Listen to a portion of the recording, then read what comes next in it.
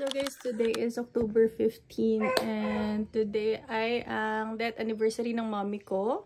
So pupunta tayo sa sementeryo ngayon, but before that, pupunta muna tayo sa vet. Naririnig niyo sa Chuck, inaayos na siya kasi nga papa-check up siya. So ang bigat ng araw ko today kasi nga si mommy, last day ni mommy, death anniversary. Para sa mga nakanood ng live ko nung nag-breakdown ako, sorry, nag-iiyak si bakla, but yeah, so let's just be happy na lang na nandun siya with Lord. And let's go, samahan niyo ako sa araw kong ito.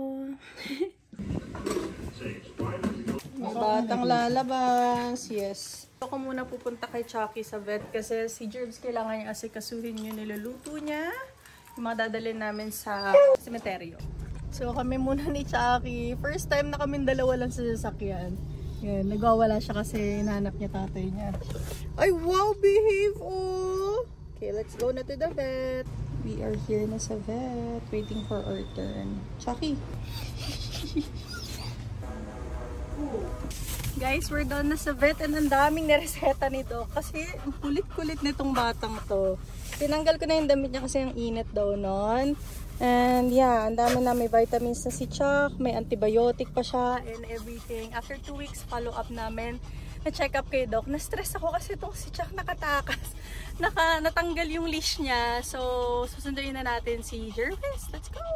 So yeah, we're going na to cemetery. Tapos na si Jervis kasi nagluto siya nung sa business namin na ipapatikim namin dun sa mga kapatid ko. So, ewan ko kung may clue na ba kayo.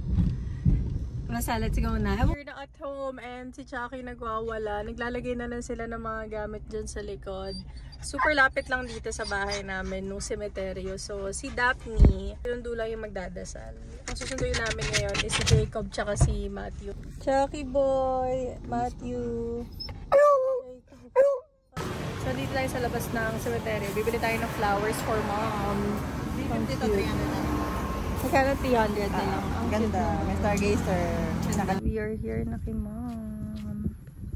Start na ng padasal. Tapos na yung padasal, guys. Dito na lang kami kakain sa may sasakyan kasi wala kaming table. So, isa dito ang bago namin business. Walaan nyo na lang kasi pinapataste test namin sa kanila.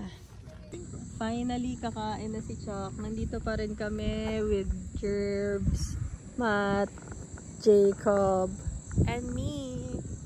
Ay nako, ang mahal ng pabet ni Chuck. So, dapat ubusin niya kasi nandiyan yung gamot niya. Guys, ano? Honest si Vico sa... We're still here sa sementeryo and inabot na kami ng gabi but pauwi na rin naman kami. So, sabi nila nanay ay isaboy daw namin to kasi binibenta daw to para hindi marebenta ulit. And then, pwede pala tong candle na iuwi. Akala ko kasi dati hindi siya pwede. So, pwede pala siya iuwi. Basta, ilalagay mo lang siya sa running water. Paki-validate na lang guys, pero gagawin naman namin. So, we're going home na. Bye, mom! Papakita ko yung picture ng mommy ko. Ito yung picture ng mommy ko. Mas maganda pa talaga siya sa akin. But, yeah, ang ganda ng mommy ko. So, yun lang. Bye, guys. That's our day for today.